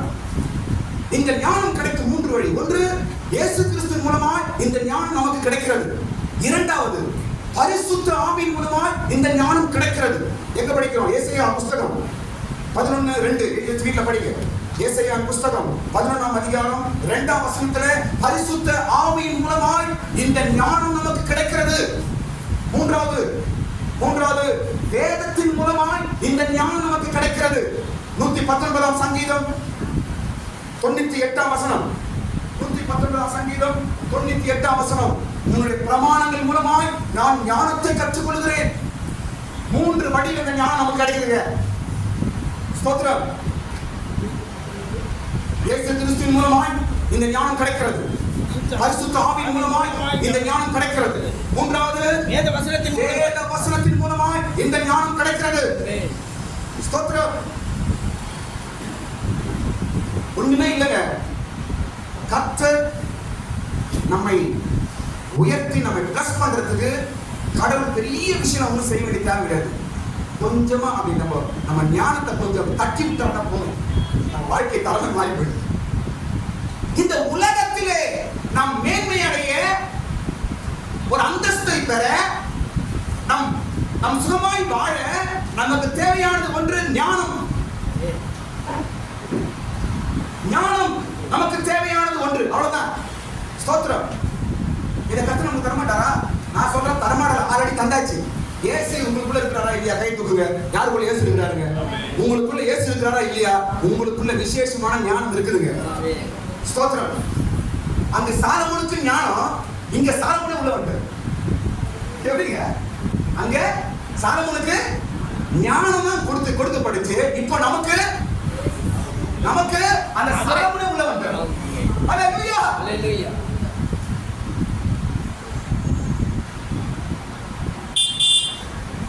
தேவன் ஞானமாக உனக்குள்ள இருக்கிறார். அந்த ஞானம் எப்படி எல்லாம் சாலமோனுக்குள்ள வேலை செய்கிறது என்று ஒரு 7 விஷயம் நான் சொல்ல போறேன். ஸ்தோத்திரம். நமக்குள்ளேயும் விசுவாசத்தோடு இன்னிலிருந்து நான் சொல்ற பாருங்க, இன்னிலிருந்து இயேசு எனக்கு ஞானமாய் உள்ள இருக்கிறார், இயேசு எனக்கு ஞானமாய் உள்ள இருக்கிறார் என்ற ஒரு விசுவாசத்தோடு இன்னிலிருந்து நீங்க போய் அந்த மைண்ட்ல வைங்க. நீங்க எடுக்கிற டிசிஷன், நீங்க போற பாதை, நீங்க பேசுற வார்த்தைகள், உங்க குடும்பத்தின் காரியங்கள் எல்லாம் விசேஷமாய் மாற தொடங்கினது. ஆமென், ஆமென். எல்லாரும் பார்த்து ஆச்சரியப்பட விதமாய் ஒரு விசேஷமாய் கர்த்தர் உங்களை மாற்றுவாராக. அது சாலமோனின் காலம், இது இயேசுவின் காலம். சாலமோன் காலத்தை பெருமையாய் பேசுறீங்களே, நாங்க இயேசுவின் காலத்துல வாழ்ந்து கொண்டிருக்கிறோம். அதை காட்டிலும் நாங்கள் பெருமை உள்ளவர்கள் நாங்கள். ஆமென், ஸ்தோத்திரம். இந்த ஞானம் இயேசுவின் மூலமா நமக்கு கொடுக்கப்பட்டிருக்கிறது, பரிசுத்த ஆவியின் மூலமா நமக்கு கொடுக்கப்படுறது, பைபிள் மூலமா நமக்கு ஞானம் கிடைக்குது. சாலமோன் காலத்துல பரிசுத்த ஆவி கிடையாது, நியாயப்பிரமாணம் பைபிள் கிடையாது. ஸ்தோத்திரம். ஆனாலும் அவனுக்கு அந்த ஞானம் வந்தது. நான் என்ன குறைவா? நான் இயேசுவின் சந்ததி அல்லவா? இயேசுவின் ரத்தத்தினால மீட்கப்பட்டவன் அல்லவா? எனக்காக இயேசு ரத்தம் சிந்தவில்லையா? எனக்காக இயேசு சிலுவையை சுமக்கலையா? எனக்காக இயேசு ஜீவனை கொடுக்கவில்லையா? சாலமோனை காட்டிலும் பெரியவர் நான் என்று இயேசு சொன்னாரே, அவருடைய சந்ததி, அவருடைய பிள்ளை அல்லவா நான்? என் குடும்பம் மேன்மை அடையக்கூடாதா? என் வாழ்க்கை தரம் உயரக்கூடாதா? என் பிள்ளைகள் ஆசீர்வாதமா இருக்கக்கூடாதா? நான் செய்த தொழில் ஆசீர்வாதமா இருக்கக்கூடாதா? சமுதாயத்தில் நான் உயர்வு அடையக்கூடாதா? ஆக வேண்டும், உயர்வை பெற வேண்டும். சாலமோன் உனக்குள்ள இருக்கிறார். அந்த சாலமோன் நம்மை பார்த்து பயப்படணும். அப்படியே அந்த சாலமோன் நம்மை பார்த்து ஆச்சரியப்படணும். அப்படியே எப்பா நம்மளை காட்டிலும் பயங்கரமாக பாருங்க, நம்ம ஒண்ணுமே இல்லை பொழுது. இவங்க ஆலயம் வித்தியாசமா இருக்குது, இவங்க பேசுற பேச்சு வித்தியாசமா இருக்குது, இவங்க நடைமுறைகள் வித்தியாசமா இருக்கிறது என்று தேவ தூதர்கள் நம்மை பார்த்து ஆச்சரியப்படுறாங்களா? ஆமென். சாலமோன் எந்த மூலிகைங்க? ஹல்லேலூயா. தேவ தூதர்களை நம்மை பார்த்து என்ன பண்றாங்க? அவங்க ஆச்சரியப்படுறாங்க. இந்த பைபிள்ல போட்டிருக்கிறது. ஸ்தோத்திரம். உன்னை பார்த்து தேவ தூதர்கள் ஆச்சரியப்படுறார்கள், உன் ரட்சிப்பை பார்த்து ஆச்சரியப்படுறார்கள், உன் சபையை பார்த்து ஆச்சரியப்படுறார்கள், உன் கையில் இருக்கிற பைபிளை பார்த்து ஆச்சரியப்படுறாங்க, உங்க மேல இருக்கிற தேவ ஆவியை பார்த்து தேவ தூதர்கள் ஆச்சரியப்படுகிறார்கள். சாலமோன் என்ன மூலிகை? ஆமென், ஸ்தோத்திரம். ஆண்டவரே, இனி என் குடும்பம் தரம் உயர்படிக்கு எனக்குள்ள ஞானத்தை தட்டி எழுப்புங்கன்னு சொல்லுது. தருங்க தாங்கன்னு கேட்காதீங்க. ஞானத்தை தாங்க சாலமோன் தான் கேட்டார். நம்ம ஞானம் தாங்கன்னு கேட்கக்கூடாது. ஆல்ரெடி உள்ள இருக்குது, உள்ள வச்சுக்கிறார் உள்ள. அது என்ன செய்யணும்னா தட்டி எழுப்புப்பா. கொஞ்சம் அதுக்குள்ள ஒரு கீ கொடுப்பா, அவ்வளவுதான், முடிஞ்சு போச்சுப்பா.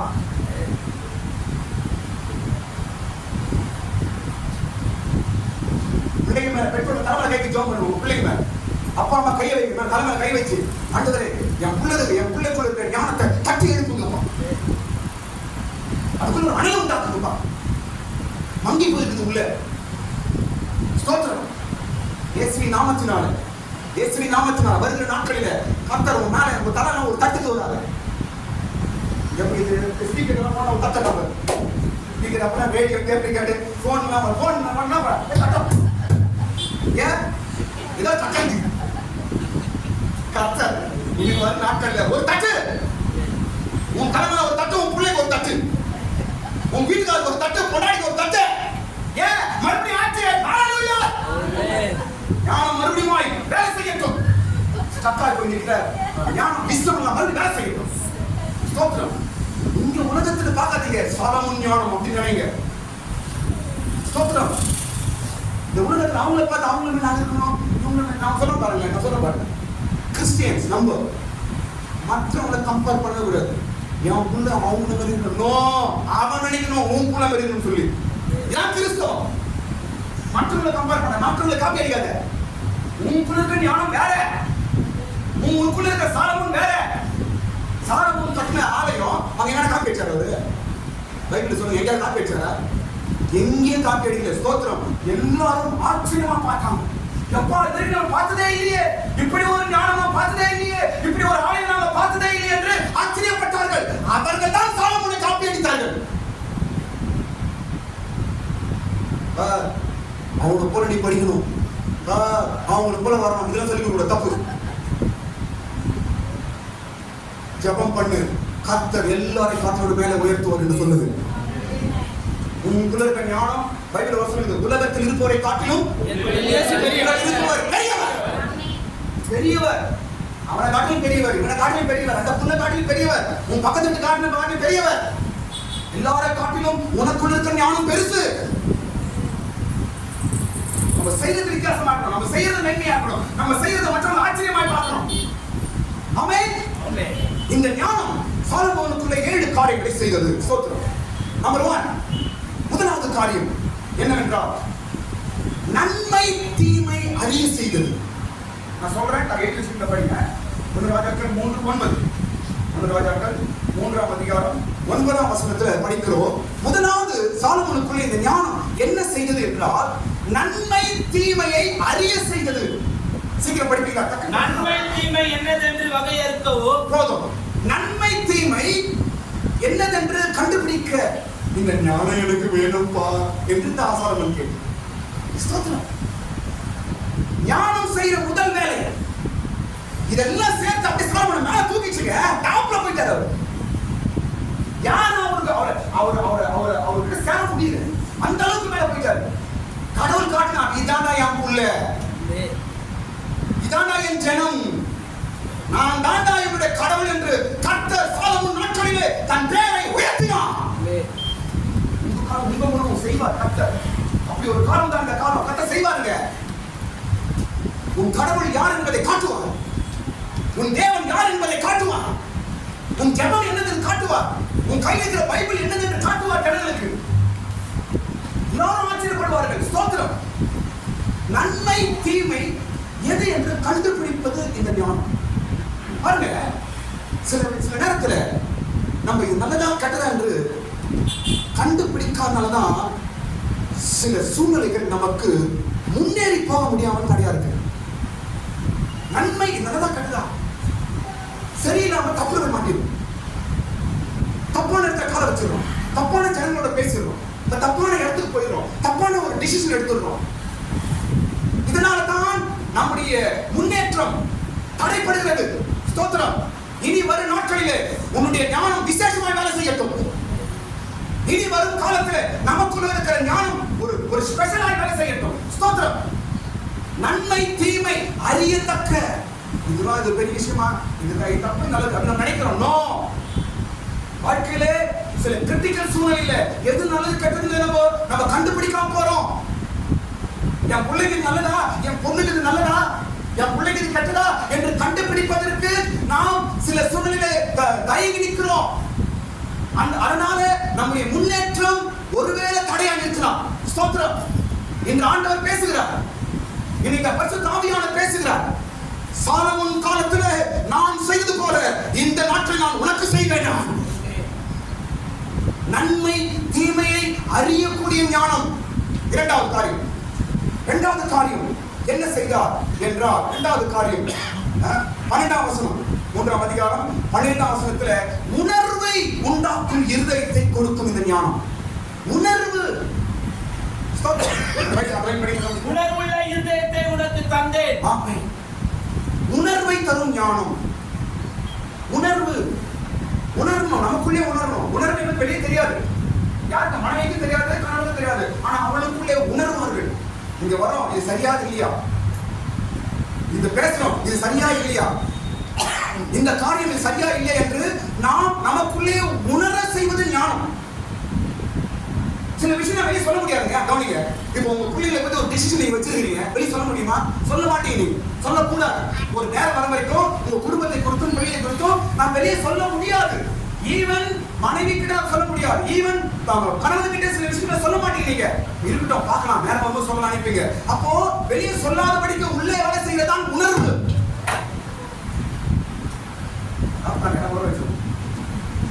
வெளியே சொல்ல முடியாமல் நமக்குள்ளே நாம் சில காரியங்களை பிளான் பண்ணுவதுதான் உணர்வு. பரிசுத்த ஆவியானவர் பாவத்தை குறித்தும் நீதியை குறித்தும் என்ன செய்வாரா? கண்டித்து உணர்த்துவார். அப்ப இந்த காலம் உணர்வின் காலம். சாலமோனுக்கு உணர்வு கிடைச்சது. இந்த ஞானத்துக்கு மூலமாக உணர்ந்தான். இந்த பில்டிங் அப்படி கட்டுறோம், இது எப்படி, இந்த ஆலயம் இப்படி கட்டுறோம், இது இப்படி இருக்கணும், எல்லா பிளானும் சாலமோன் தாங்க. அழகான பிளான், யாரும் நினைச்சு கூட பார்க்க முடியல. அந்த அளவுக்கு அந்த ஞானம் உனக்கு உணர்வை தந்தது. உணர்ந்தான். கடைசியில் அவன் வாழ்க்கை வருவான், அது நமக்கு தேவையான விஷயம். ஸ்தோத்திரம். இரண்டாவது, இந்த ஞானம் சாலமோனுக்கு செய்து என்னங்க? உணர்வு. முதலாவது நன்மை தீமை அறிய செய்தது, இரண்டாவது உணர்வை செய்தது, மூன்றாவது ஜனங்களை நியாயம் விசாரிக்க செய்தது. ஜனங்களை செய்தது 3ஆம் அதிகாரம் 11ஆம் வசனம். 3ஆம் அதிகாரம் 11ஆம் வசனம். நியாயம் விசாரிக்கிறதற்கு ஏற்ற ஞானத்தை போதும். மூன்றாவது இந்த ஞானம் சாலமோனுக்கு என்ன செய்தது? ஜனங்களை நியாயம் விசாரித்தான். இது நமக்கு என்ன அர்த்தம் தெரியுமா? ஜனங்களை நடத்த செய்தார். ஜனங்களை நடத்தினது. ஜனங்களை நடத்தினது. இது கூட டிசிஷன் தான் நான் சொல்றேன். இப்போ ஜனங்களுக்கு நியாயம் இருக்கிறாரு. கவனிங்க, ரெண்டு பேர் தப்பு பண்றாங்க, அவங்க கொண்டு வந்து நியாயம் இருக்கிறாருன்னா அது என்ன முக்கியம்? தீர்ப்பு, டிசிஷன் தான் முக்கியம். குடும்பத்தை நடத்த சாலமோன் ஜனங்களை நடத்தினா நாம குடும்பத்தை நடத்த வேண்டும். அந்த குடும்பத்தை நடத்த நம்ம என்ன வேண்டும்? ஞானம். Right decision in right time. கரெக்ட சரியான நேரத்தில் சரியான டிசிஷனை, சரியான தீர்வை எடுப்பதுதான் தேவ ஞானம். இதுதாங்க சாலமோனை மேல லிஃப்ட் பண்ணிச்சு.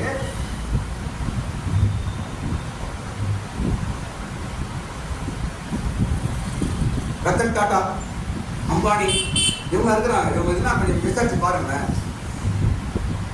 ரத்தன் டாடா பார்த்தா அவ்வளோ பொறுமை, மனுஷன் நடுக்கத்து கூட யோசிக்கிறார். அவ்வளோ பொறுமை. அவர் டிசிஷன்லாம் எவ்வளவு அழகா இருக்கும்.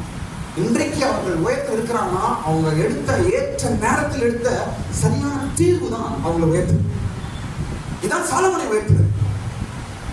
குடும்பத்துல இந்த நேரத்துல இதை பேசணும், இந்த நேரத்துல செய்யணும், இந்த நேரத்துல என் பிள்ளை இப்படி வரணும், இந்த நேரத்துல என் பொண்ணு இப்படி வரணும், இந்த நேரத்துல என் மனைவி இப்படி எனக்கு சப்போர்ட்டா இருக்கணும், என் பையன் இப்படி வரணும். அந்த நேரம் அதான் ஜனங்களை நடத்துவது. தீர்ப்பு, டிசிஷன், தீர்வு, இதெல்லாம் எடுப்பதற்கு ஞானம். இது சாலமோனுக்கு கிடைச்சது. ஜனங்களை நியாயம் விசாரித்தார்.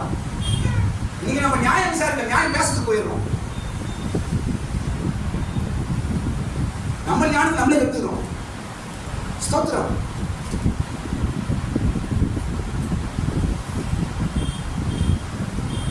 ஜனங்களை விசாரிக்கணும். உன் குடும்பத்தை விசாரிக்கணும், உன் குடும்பத்தை விசாரிக்கணும், உன் குடும்பத்தை நடத்தணும், உன் குடும்பத்தை ஏற்ற நேரத்துக்கு ஏற்ற காரியத்தை செய்யபடிக்கு ஞானம். இது நடந்தா போதுங்க, உங்க குடும்பம் பிள்ளைகள் எல்லாம் வேற லெவலுக்கு போயிடுவாங்க. உண்மையாக சாலமோனை இப்படிதான் கடன் நடத்தினாங்க. ஞானத்தை கொடுத்துட்டாரு, அதுக்கப்புறம் சாதாரணமா இருக்கிறான். அதுக்கப்புறம் அவன் டிசிஷன், அவனுடைய தீர்மானம், அவனுடைய உணர்வு, அவனுடைய ஸ்டெப் எல்லாம் அவன் வாழ்க்கை தரத்தை உயர்த்தினது.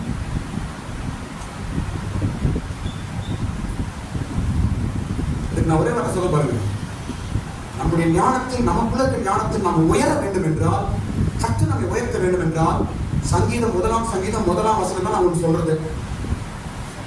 பரியாசக்காரனுடைய காரத்துல உட்காராத, பாவின் இடத்துல சொல்லுங்க, பாவி நடக்கிறதுலையா அதிகாரம் படிக்கும் வாசிக்கிறோம். துன்மார்க்கரின் ஆலோசனையில் நடவாமலும் பாவிகள் வழிகளில் இல்லாமலும் பரியாசக்கார உட்காரத்தில் உட்காராத. இந்த 3 விஷயத்துல நீங்க ஜாக்கிரதையா இருந்தீங்கன்னா உங்களுக்கு இருக்கிற ஞானம் ஆக்டிவேட் ஆகும். உனக்குள்ள விசேஷமான ஞானத்தை கடை வச்சுட்டு குப்பு தண்ணி கூட சேர்த்துக்க. பரியாசம் பண்றவங்க பாவிக்கிட்டையும் ஊராட்சி ஒளியில போறவங்கிட்டையும் கெட்ட வார்த்தை பேசுறவங்கிட்ட மற்றவங்களுக்கு கெடுதல் உண்டாக்குனா கெட்ட புத்தியா இருக்கும் அவங்களோட சேர்ந்தாவே நமக்குள்ள இருக்க தெய்வீக ஞானம் வேலை செய்யாது. நீ நிக்கிற இடம் எங்க, நீ உட்கார இடம் எங்க, நீ நடக்கிற இடம் எங்க? பரியாசக்காரங்க, பாவிகள், அதுக்கப்புறம் துன்மார்க்கர். இவர்கள் எல்லா இடத்திலும் நீங்க கொஞ்சம் ஜாக்கிரதையாய் உங்களை நீங்கள் தூரப்படுத்துவீர்கள் என்றால் உங்களுக்குள்ள இருக்கிற விசேஷமான ஞானம் நிச்சயமாய் வேலை செய்யும். நிச்சயமாய் வேலை செய்யும். ஸ்தோத்திரம். அடுத்த காரியம் சாலமோனுக்குள்ள ஞானம் செய்த 4வது காரியம். ஞானம் காரியம் என்றால் கனமும் மகிமையும் அவனுக்கு கொடுத்தது. என்ன கொடுத்தது? கனமும் மகிமையும் அவனுக்கு கொடுத்தது. எந்த வசனம்? 13ஆம் வசனம். அதுக்கப்புறம் 4ஆம் அதிகாரம் 31ஆம் வசனம். 13ஆம் வசனம், 3ஆம் அதிகாரம் 13ஆம் வசனம். நீ கேளாத ஐஸ்வரியத்தையும் மகிமையும் உனக்கு தந்தேன். மகிமை என்ன? மகிமை என்ன? கனம், மரியாதை. கிறிஸ்தவர்கள் எங்க இருந்தாலும் உங்களுக்கு உண்டான மரியாதை இருக்கும். உங்களுக்கு உண்டான மரியாதை நீங்கள் காத்துக்கொள்ள வேண்டும். அதை கர்த்தர் செய்வார். கடவுள் உங்களுக்குள்ள இருக்கும்போது உன்னை மரியாதை கெடுக்க மாட்டார். அவர் உங்களுக்குள்ள இருக்கிறாரு. நமக்கு மரியாதை கெடணும், அவருக்கு மரியாதை கெடும். அந்த அளவு வைக்க மாட்டார் கடவுள். நம்மளா தான் புத்தி இல்லாம போய் எங்கேயோ செய்து மரியாதை நம்மளா கெடுக்கிறோம். சாலமோனுக்கு அவனுக்குள்ள இருந்த ஞானம் என்னத்தை கொடுத்தது? கனம், மகிமையை கொடுத்தது. அடுத்த வருஷம் படிக்க தம்பி. 4:30 படிக்க. 1 ராஜாக்கள் 4:31. அவன் எஸ்ராவினாகிய ஏத்தானிலும் ஏமான் கல்கோல் தர்கால் என்னும் மாகோலின் குமாரரிலும் மற்ற எல்லா மனுஷரிலும் ஞானவானாய் இருந்தான். சுற்றிலும் இருந்த சகல ஜாதிகளிலும் அவன் கீர்த்தி பிரபலமாய் இருந்தது. அவன் கனம் பெற்றான். எல்லா ஜனங்களை காட்டிலும் அவன் எப்படி அவன் கீர்த்தியும் கனமும் மரியாதையும் அவன் கிடைச்சிச்சான். பாருங்க, எல்லா ஜாதிகளை காட்டிலும், சுத்தி இருக்க எல்லா ராஜாக்களை காட்டிலும், சுத்தி இருக்க எல்லா ஜனங்களை காட்டிலும், எல்லா தேசத்தை காட்டிலும் சாலமோனுக்கு கீர்த்தி பெருகிற்று, மரியாதை பெருகிற்று, கனம் பெருகிற்று. அவனுக்குள்ள கனம் மனித உயர்த்தினது எது? அவனுக்குள்ள இருக்க ஞானம். ஸ்தோத்திரம். ஞானம் தேவன் ஞானமா நமக்குள்ள இருக்கிறார். இந்த ஞானம் தான் சாலமோனை கனம் கொடுத்தது. அவன் கனம் மரியாதை மாற்றியது. ஸ்தோத்திரம். இதெல்லாம் நமக்குள்ள இருக்குது. அதே ஞானம் நமக்குள்ள இருக்குது. விசுவாசி, உன் பைபிள் மூலமாய், உன் இயேசு மூலமாய் இந்த ஞானம் உனக்குள்ள இருக்கிறது. இந்த காரியமெல்லாம் உனக்கும் நிச்சயமா நடக்கும். ஸ்தோத்திரம். அடுத்த காரியம், 5வது காரியம். 5வது காரியம் தெரியுமா? வஞ்சனை உள்ளவர்களிடத்திலிருந்து, தந்திரம் உள்ளவர்களிடத்திலிருந்து நம்மை காப்பாற்றும் இந்த ஞானம். வஞ்சனையாய் இருக்கிற இடத்திலிருந்து காப்பாற்றும் இந்த ஞானம். இது ஒரு காரியம் சொல்ல பாருங்க. எங்க படிக்கிறோம் என்றால் 3ஆம் அதிகாரம் 26, 27 ஒரு சம்பவம் நடக்குது. அவன் ஞானம் பெற்ற உடனே சாலமோன் செய்த முதல் காரியம் என்ன பண்ணாரு தெரியுமா?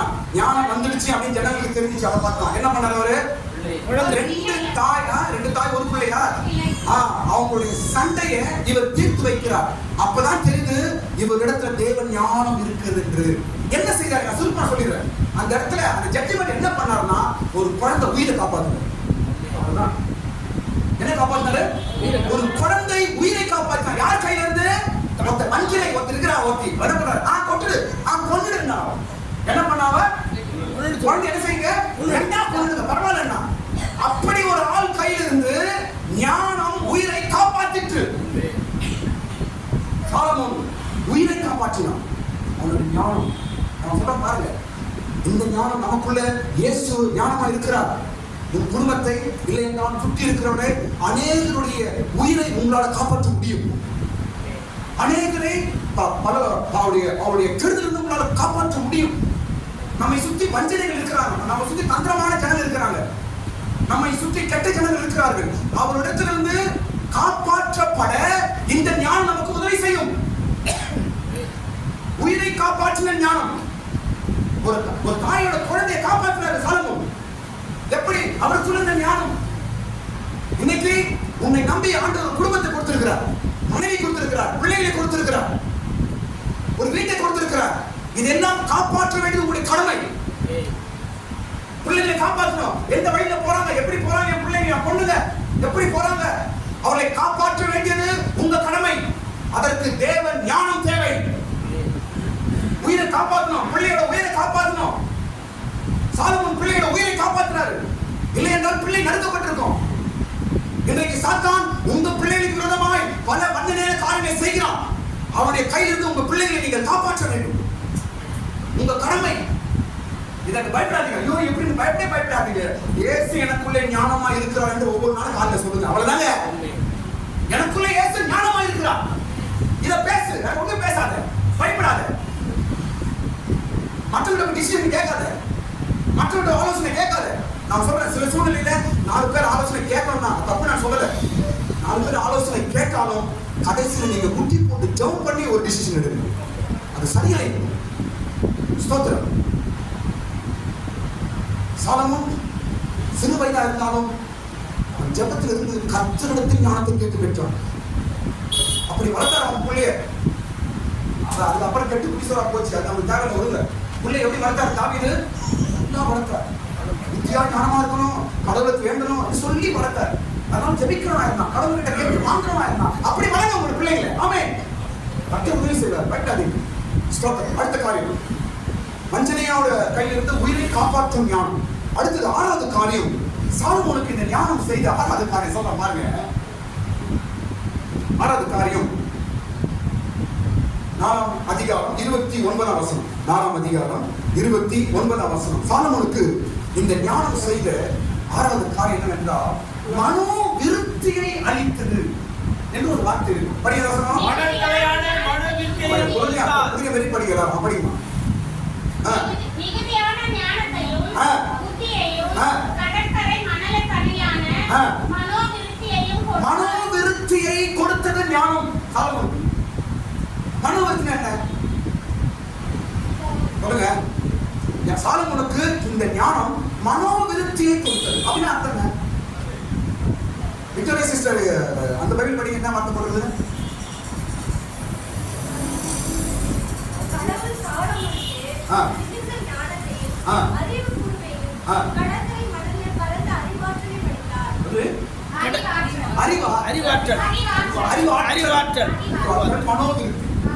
மனோவிருத்தி அறிவாற்றல். சரி, ஓகே. இப்போ நான் இதுல இங்கிலீஷ்ல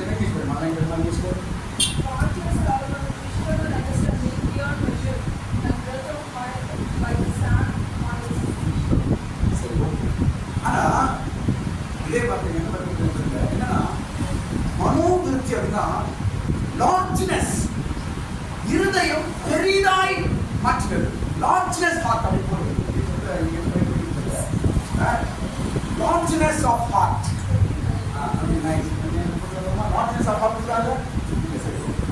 மனோவிருத்தி என்றால் இருதயம் விசாலம். அப்படின்னாங்க மனோவிருத்தி. மனசு என்ன? நம்முடைய மனசு. அந்த மனசை ஞானம் என்ன செய்யலாம்? விசாலமாக்குது. ஆமென். லார்ஜ்னஸ். இதெல்லாம் நமக்கு தேவை. இன்னைக்கு பிரச்சனைகள் எங்கிருந்து வருதுங்க? குடும்பத்துல பிரச்சனை, நமக்குள்ள பிரச்சனை, இல்ல யூகோ பிரச்சனை, கோபம், பொறாமை, எரிச்சல், இதெல்லாம் எங்க இருந்து வருதுன்னு நினைக்கிறீங்க நீங்க? உங்க லார்ஜ்னஸ் ஹார்ட் இல்லாதனால அந்த பிரச்சனை வருது. உங்க இருதயம் பெருசா இருந்தா, விசாலமா இருந்தா அதெல்லாம் கண்டுக்க மாட்டேங்குது. இருதயம் தவுடுது, எதையே தாங்க மாட்டேங்குது. ஐயோ அவனா, ஐயோ இன்னும் ஐயோ இருதயம். பொறாமை, கோபம், எரிச்சல் இப்படி வருது. ஏன்? லார்ஜ்னஸ் ஹார்ட் இல்ல, விசாலமான ஒரு இருதயம் இல்லாதனால பிரச்சனையே. ஒரு பெரிய இருதயம் வச்சு பாருங்க. சரி போட்டு அவங்க நல்லா இருக்கட்டும், இவங்க நல்லா இருக்கட்டும். சரி கடவுளே ஆசீர்வதிக்க, நல்லா இருங்க, நீங்க நல்லா இருங்க, பிள்ளைங்க நல்லா இருக்காங்க, வீடு கட்டுறீங்களா கட்டுங்க, வண்டி வாங்க, பொருள் நல்லா இருக்குங்க, இப்போ கல்யாணம் பண்றீங்க, நல்லா இருக்கு, நல்ல வேலை கிடைச்சதா, நல்ல சம்பளமா, நல்லா இருக்கு. இப்படி எப்ப சொல்றது? எப்ப சொல்றது? Largeness of heart. விசாலமான இருதயம் இருந்தா நம்ம பேச முடியும். சின்ன இருதயம் வச்சா அவன் பேசலாம் பயங்கரமா இருக்கும். இருதயம் உங்களுக்கு சின்னது என்று அர்த்தம். சாலமோனுடைய உயர்வுக்கு காரணம் என்ன? Largeness of heart. பெரிய இருதயம் இருந்துச்சு அவனுக்கு. அதனால பொம்பளை ஏமாத்தாங்க அவனுக்கு. பெரிய இருதயம் தான் யாரால ஏமாத்தப்பட்டார் அவரு? பொம்பளைனால ஏமாத்தப்பட்டார். பாவம். எல்லாரையும் வாங்க அந்த கட்சியில் வைக்கிறது, எல்லாரையும் வாங்கள் என்று அழைத்தார். எல்லாரும் வந்து இவரை கீழே தள்ளினாங்க. Largeness heart. மனோவிருத்தி, பெரிய இருதயம், யாரையும் குறை பண்ணாம, யாரையும் கீழே நினைக்காம. ஸ்தோத்திரம். ஒரு பெருந்தன்மை, சூப்பர் வேர்ட், நல்ல வேர்ட். பெருந்தன்மை கொடுத்தது இந்த ஞானம். சாலமோனுக்கு பெருந்தன்மை இருந்தா உயர்த்தப்பட்டார். நான் சொல்றேன் பாருங்க, நீங்க உங்க வாழ்க்கையில உயர வேண்டும் என்றால் பெருந்தன்மை மிக முக்கியம். ஒரு பெரிய மனுஷனுக்கு அதான் அழகு. ஒரு பொதுல பேசுவாங்க, தாயா ஒரு பெரிய மனுஷனாக இப்படி பேசுறீங்க அப்படின்னு பேசுறாங்க பாருங்க. ஒரு பெருந்தன்மை, பெரிய மனுஷர்கள். நீ பெரியவனா ஆக வேண்டுமா? பெருந்தன்மை இருக்க வேணும். இதுவா நல்லா நடப்போ, இதுவா போ, இதா ஐயோ இல்ல ஐயோ எதுவுமே சொல்ல மாட்டாங்க. இப்படி செய்ய நல்லா போங்க, நல்லா இருப்பீங்க, நல்லது நல்லது என்று நாம் ஒரு பெருந்தன்மையாய் பேச வேண்டும். இந்த பெருந்தன்மை எங்கிருந்து வந்தது? இயேசுவின் ஞானத்தின் மூலமாய் வருகிறது. இந்த சாலமோனுக்கு கிடைத்தது. ஸ்தோத்திரம். டைம் ஆயிடுச்சு, நான் முடிச்சிடுறேன். கடைசி காரியம், சாலமோனுக்கு இந்த ஞானம் செய்த 7வது காரியம் என்ன செய்தது? ஞானம் சாலமோனுக்கு என்ன செய்தது என்றால் பாருங்க, அவன் 3000 நீதி மொழிகளை எழுதினான். என்ன படிக்கிறோம்? 4ஆம் அதிகாரம் 32ஆம் வசனம் படி. அவன் 3000 நீதிமொழிகளை சொன்னான். அவனுடைய பாட்டுகள் 1005. ஸ்தோத்திரம். நீதிமொழிகள் எழுதின சாலமோன் தான், பிரசங்கி எழுதின சாலமோன் தான், உன்னத பாட்டை எழுதினதும் சாலமோன் தான். ஸ்தோத்திரம். பல நீதி மொழிகளை அவன் எழுதினான். இன்னைக்கு அவன் எழுதின வார்த்தைகள்லாம் நமக்கு ரொம்ப பிரயோஜனமா இருக்குது. இன்னைக்கு நம்ம நீதிமொழிகள்லாம் படிக்கிறோம், அருமையான வார்த்தைகள். யார் எழுதுனது? சாலமோன் தான் எழுதியிருக்கிறார். இதன் அர்த்தம் என்ன? என்ன அர்த்தம்? அவனுக்குள்ள இருந்த தேவ ஞானம் அவனுக்கு நல்ல வார்த்தைகளையும் அறிவுள்ள வார்த்தைகளையும் கொடுத்தது. நல்ல வார்த்தைகளை எழுதுறான், அறிவுள்ள வார்த்தைகளை எழுதுறான். எப்படி வந்துச்சு? அவனுக்குள்ள இருக்கிற ஞானம். கர்த்தர் இயேசு உங்களுக்குள்ள ஞானமா இருக்கிறார். இந்த ஞானம் என்ன செய்யணும்? நல்ல வார்த்தைகளை நீங்க பேச வேண்டும், அறிவுள்ள வார்த்தைகளை பேசணும், நல்ல நல்ல வார்த்தைகளை பேசணும். நீங்க பேசுற வார்த்தை மற்றவங்களுக்கு பிரயோஜனமா இருக்கணும். நீங்க பேசுற வார்த்தை மனைவி பிள்ளைகள் குடும்பத்துக்கு பிரயோஜனமா இருக்கணும். எங்க அப்பா அன்னைக்கு சொன்னாங்க கரெக்ட், எங்க அம்மா சொன்னாங்க கரெக்ட் என்று அந்த வார்த்தை ஒரு நாள் மற்றவர்களுக்கு ஞாபகம் செய்கிற வார்த்தையா இருக்க வேணும். இந்த வார்த்தை எப்படிங்க வருது? ஞானம் இயேசு கொடுக்கிறாரு. எங்கேயோ யோசிக்காத, உனக்குள்ள இருக்கிறது இந்த ஞானம். இன்னைக்கு நம்ம பேசுற வார்த்தை எப்படி இருக்குது? புத்திக்கு நம்ம பேசுறோம், மற்றவங்களுக்கு கோவம் வர மாதிரி பேசுறோம், மற்றவங்களுக்கு எரிச்சல் வர மாதிரி பேசுறோம், பிரயோஜனம் இல்லாம பேசுறோம். ஏன்? அதான் சொன்ன முன்னாடி தலையை ஒரு தட்டு போயிடுங்க. கடவுள் இயேசு நாமத்தை தட்டு போறீங்க. இயேசு ஒரு தட்டு தட்டினா மூணு அப்படி அப்படி அப்படிதான் பண்ணிடணும். ஏன்னா பேச்சுனா சரியில்லை, பிரயோஜனமான வார்த்தைகள் இல்ல, நல்ல வார்த்தைகள் இல்ல, கருத்தான வார்த்தைகள் இல்ல. இத்தனை வருஷம் பயிர் படிக்கிறோம். நம்ம வார்த்தைகள் எப்படி இருக்க வேண்டும்? வீட்டுக்கு மாத்திரம் அல்ல, உங்க ஃப்ரெண்ட்ஸ் கிட்ட மற்றவங்க பேசும்போது உங்க வார்த்தையை அவங்க நல்ல கருத்துள்ள வார்த்தை என்று அவங்க எடுக்க வேண்டும். தம்பி சொன்ன கரெக்டா இருக்கு, சொன்ன கரெக்டா இருக்கு, நல்லா சொன்னீங்க, நீங்க ரைட்டா சொன்னீங்க என்று அவர்கள் சொல்ல வேண்டும். காரணம் எனக்குள்ள இயேசு ஞானமா இருக்கிறாரு. இன்னொரு நாள் உங்ககிட்ட வார்த்தை கேட்க அவன் வரணும், உன்னை தேடி வர வேண்டும். ஸ்தோத்திரம். சாலமோனை தேடி போனாங்களே, நமக்குள்ள இருந்த கொஞ்ச ஞானம் தான், அந்த ஞானத்துக்காக போனாங்க. ஆனால் நமக்குள்ள ஞானமாக இயேசுவே உள்ள இருக்கிறாரே, எல்லாரும் நம்மை தேடி வர வேண்டும். அல்லேலூயா. அப்படியாய் சாலமோன் ஞானம் அவனை 7 வழிகளில் அவனை நடத்தி அவனை உயர்த்துகிறது. ஸ்தோத்திரம். அந்த ஞானம் தான் இயேசுவை நமக்குள்ள இருக்கிறார். இதோ நான் முடிக்கிறேன்.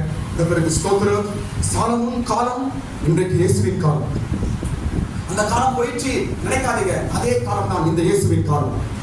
சாலமோனாகிய இயேசு நம்மோடு கூட இருக்கிறார். சாலமோனாகிய இயேசு நம்மோடு கூட இருக்கிறார். சாலமோனாகிய இயேசு நம்மை பிளஸ் பண்றார், நம்மை பலப்படுத்துறார்.